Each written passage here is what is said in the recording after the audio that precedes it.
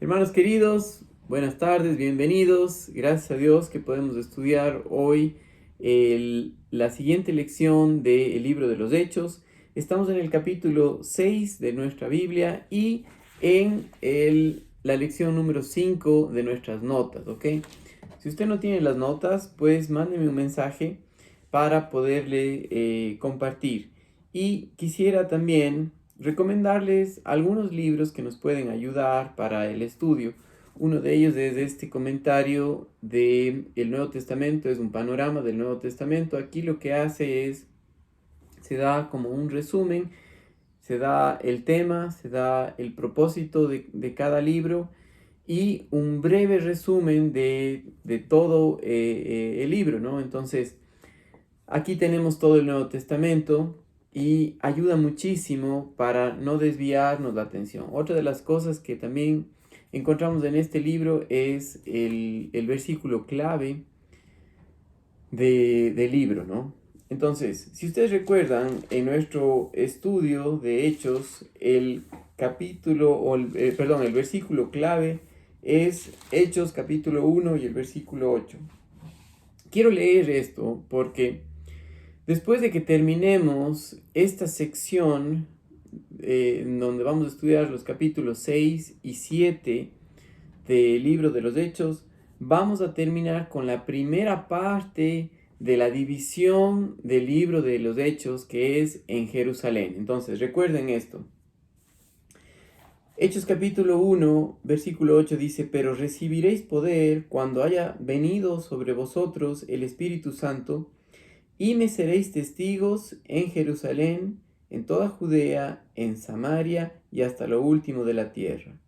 Entonces, este versículo clave también nos da un bosquejo de todo el libro, de cómo el Espíritu Santo ah, hizo la obra de Dios, la obra de Jesucristo aquí en esta tierra, a través de la iglesia y empieza en Jerusalén, ¿ya? Entonces, algo importante en esto es el versículo clave que nos da un bosquejo de todo el libro.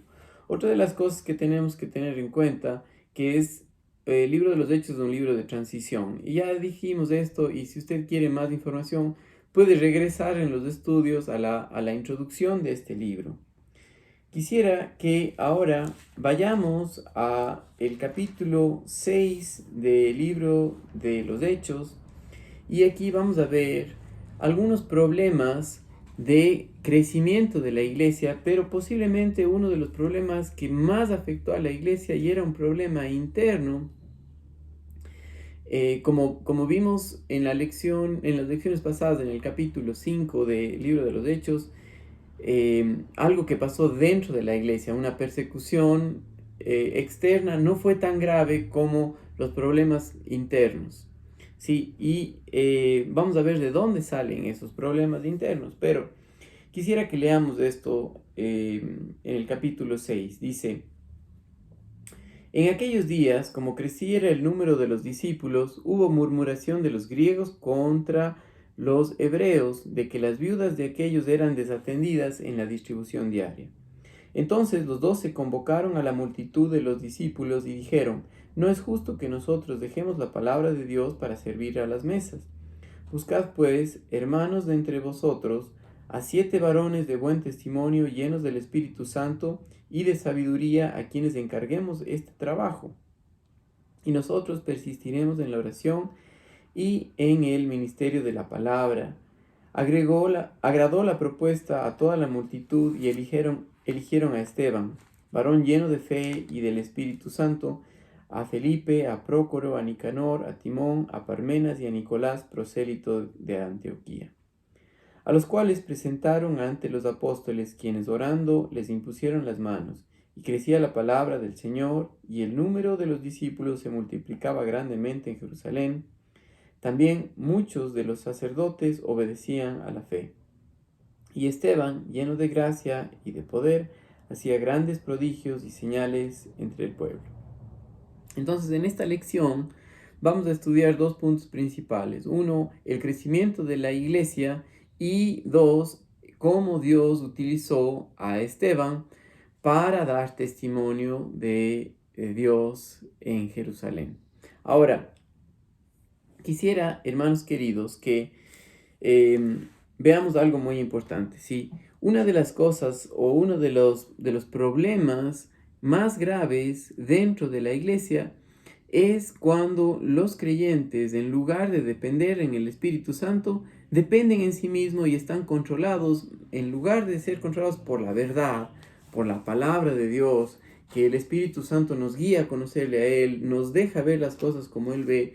No podemos, por la palabra de Dios, por el Espíritu Santo que renueva nuestra manera de pensar, ver las cosas como Dios las ve, y Él mismo nos da la capacidad para hacer su voluntad.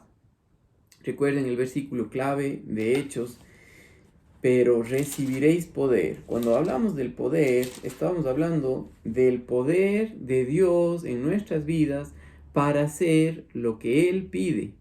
No está hablando acerca de algo que solamente ciertas personas lo tienen, sino todo creyente que ha nacido de nuevo, que ha confiado en el Evangelio, que ha confiado en el perdón de Dios por sus pecados, que Cristo Jesús pagó por nosotros, tiene el Espíritu Santo que no se va, que está con el creyente para siempre, y el Espíritu Santo está encargado de guiarnos a la verdad y de capacitarnos para hacer lo que es imposible para el hombre viejo, la naturaleza pecaminosa que nosotros heredamos de Adán, que es agradar a Dios, hacer su voluntad. Entonces, el poder que tiene el creyente es por el Espíritu Santo al depender en Él. Ahora, Dios en su soberanía ha escogido, ha permitido, ha dejado que nuestra antigua naturaleza adámica permanezca todavía aquí cuando estamos en la tierra, ¿sí? Tenemos todavía eso, pero la palabra de Dios nos muestra la verdad de que solamente por dependencia en Él, por confianza en los hechos de la palabra de Dios, podemos vivir la vida cristiana. Entonces, Romanos capítulo 6 y el versículo 6 nos dice algo muy importante que nos muestra que la manera de vivir la vida cristiana no es basada en las capacidades el hombre viejo, de la naturaleza pecaminosa que nosotros heredamos de Adán, sino del poder por el Espíritu Santo. Y tenemos que haber conocido esto de lo que le pasó al hombre viejo cuando Cristo fue crucificado. Dice Romanos 6:6, sabiendo esto, que nuestro viejo hombre fue crucificado juntamente con él para que el cuerpo del pecado sea destruido, a fin de que no sirvamos más al pecado. Sí, esa palabra ser destruido tiene que ver con hecho inoperante, destituido de poder. ¿Sí? Ya no tiene el poder para controlar nuestras vidas. ¿Sí? Entonces, ahora, porque somos de Cristo, porque ahora ya el hombre viejo fue crucificado, ya ha muerto ante el amo, el pecado, y al ver la verdad, nosotros podemos confiar en el Señor y decir: no, voy a hacer lo que Dios quiere, pero para que eso pase, necesito conocer de la verdad, necesito descansar en Él. Y tan importante es esto, porque en Hechos capítulo 6 vemos que había un problema, y un problema de murmuración. Sí, esta murmuración dice: en aquellos días que crecía el número de los discípulos, hubo murmuración de los griegos contra los hebreos. Ya había pleitos. Ahora, quiero que vean por qué el problema más grande de la iglesia no es el externo, sino el interno. Cuando los creyentes, en lugar de confiar en el Espíritu Santo, están confiando en sí mismos, y en lugar de que el Espíritu Santo produzca en ellos el fruto del Espíritu en sus vidas, el hombre está haciendo las obras de la carne, y ahí hay pleitos. Gálatas capítulo 5 y el versículo 19 dice lo siguiente: y manifiestas son las obras de la carne, que son adulterio, fornicación, inmundicia, lascivia, idolatría, hechicerías, enemistades, pleitos, celos, iras, contiendas, disensiones, herejías. ¿Sí? Envidias, homicidios, borracheras, orgías y cosas semejantes a estas. Entonces, las obras de la carne van a hacer que esto pase. Entonces, el problema era interno y era porque no estaban dependiendo en el Señor. Pero, fíjense lo que hacen los apóstoles controlados por el Espíritu Santo para solucionar esto, para cuidar de los hermanos. Acuérdense que la tarea de la iglesia era ser discípulos y compartir con todas las naciones, con todos, hacer discípulos de todas las naciones por el poder del Espíritu Santo, ¿sí? Ahora, dice aquí, en el versículo 2, entonces los 12 convocaron a la multitud de los discípulos y dijeron, no es justo que nosotros dejemos la palabra de Dios para servir a las mesas. Su tarea estaba en centrarse en compartir la palabra de Dios, en que conozcan del mensaje de Dios, y ahora era necesario cuidar de otro aspecto de la iglesia que tenía que ver con el servicio, con el servir a las mesas, con el servir a las viudas. Ahora, recuerden, en ese tiempo, en Jerusalén, habían muchas viudas, muchas personas que no tenían para esto. Ahora, la tarea de la iglesia no era dar de comer a las personas, a todos, sino de cuidar a aquellas viudas que no tenían quien las cuide. ¿Sí? Por ejemplo, si ustedes ven en nuestro estudio, ahí hace referencia a 1 Timoteo 5:8, donde nosotros vemos una de las responsabilidades de la iglesia que tiene que ver con las viudas, pero para cuidar de las viudas en la iglesia hay ciertos parámetros, ciertas características, y una de ellos, la más importante, es que no existan familiares que puedan cuidar de ellos. Si es que existen familiares que pueden cuidar de ellos, es la responsabilidad de los familiares de cuidar de aquellas viudas, ¿sí? Y ustedes pueden leer en 1 Timoteo capítulo 5, el versículo 8, más acerca de las características que tenía que ser, ¿sí? La edad que tenían que tener, todo esto con el propósito de cuidar de la iglesia y también de ser parte de lo que Dios estaba haciendo. ¿Sí? Dice, porque si alguno no provee para los suyos, mayormente para los de su casa, ha negado la fe y es peor que un incrédulo. ¿Sí? Era la responsabilidad de los creyentes de cuidar de aquellas viudas. ¿Sí? No de la iglesia, pero sí era de la iglesia, de aquellas viudas que no tenían nadie que las cuide. Ahora, fíjense cómo solucionan este problema, y aquí vemos nosotros cómo se eligió a los primeros diáconos en la iglesia, y diáconos eran administradores de la iglesia que servían a las personas, era el servicio a las mesas. Pero para elegir a estos no era como hoy en día hacen por votación, o alguien, el más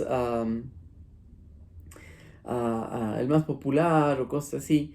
La Biblia sí nos da instrucciones en cuanto a eso y están en 1 Timoteo. Pero fíjense aquí lo que él dice. Buscad pues, hermanos. En primer lugar tenían que ser hermanos.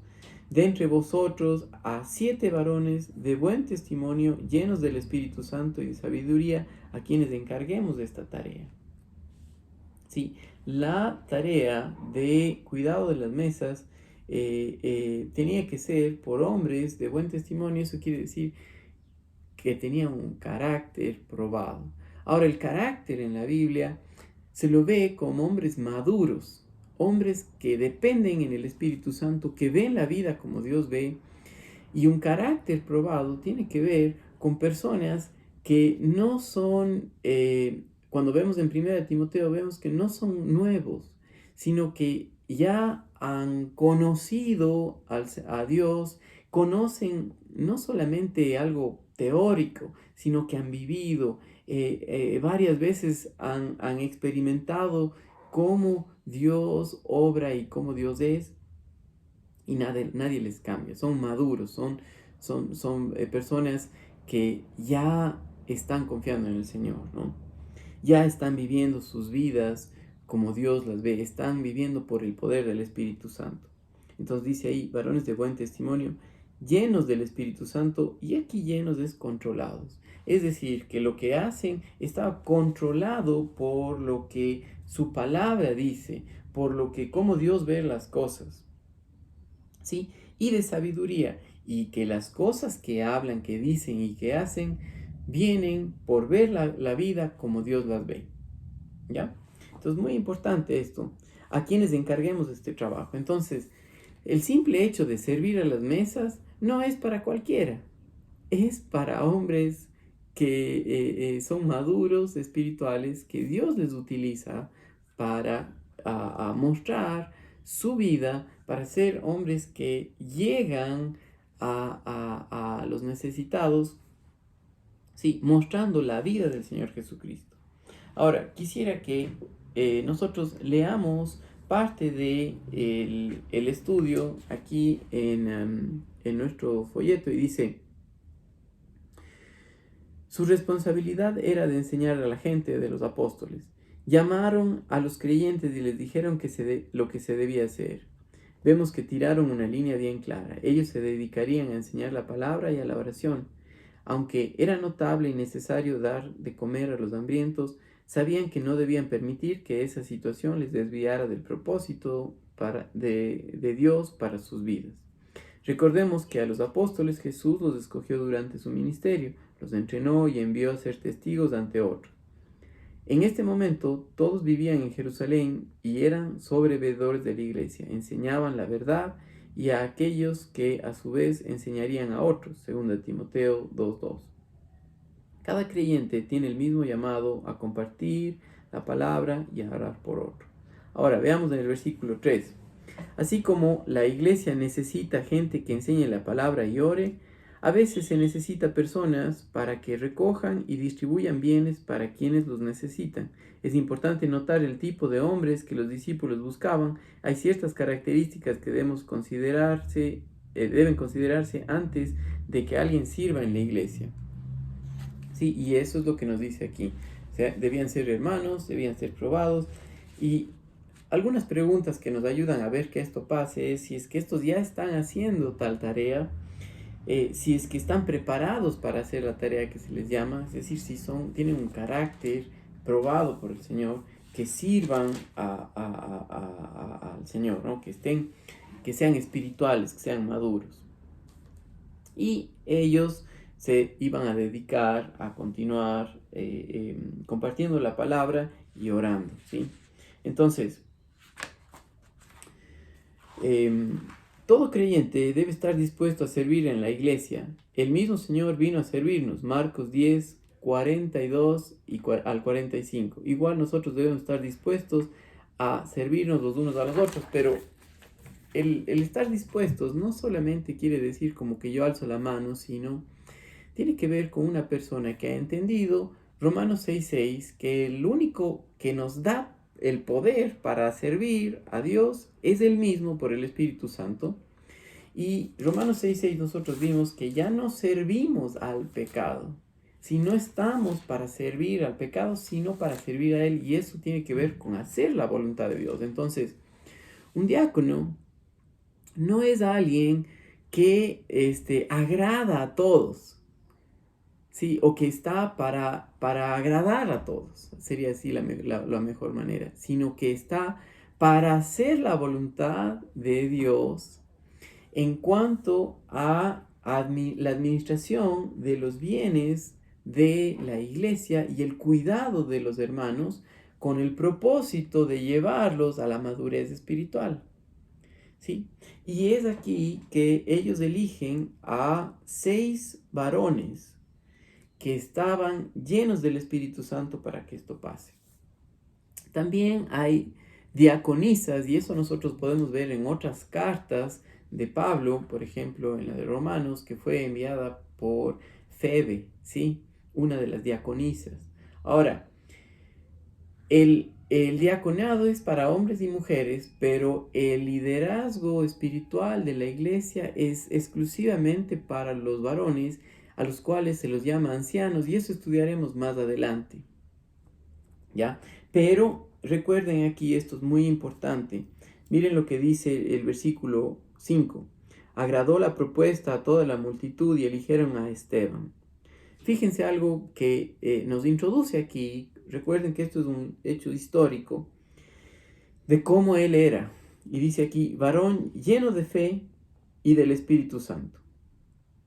Esto es muy importante porque la siguiente parte del estudio se va a enfocar en cómo Dios utilizó a Esteban, ¿sí? Y era lleno del Espíritu Santo y lleno de fe, es decir, controlado por la verdad, controlado por lo que Dios ha dicho.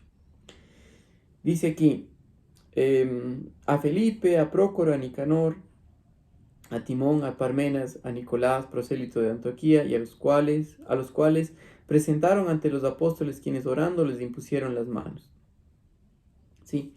La imposición de las manos a veces acompañaba a la oración y también se usaba como una señal de sanidad, como símbolo de que se impartía el Espíritu Santo y como señal de encomendación para un servicio. Y este es el caso de Hechos 6:6, que estaban encomendados a una tarea y era el de servir a las mesas.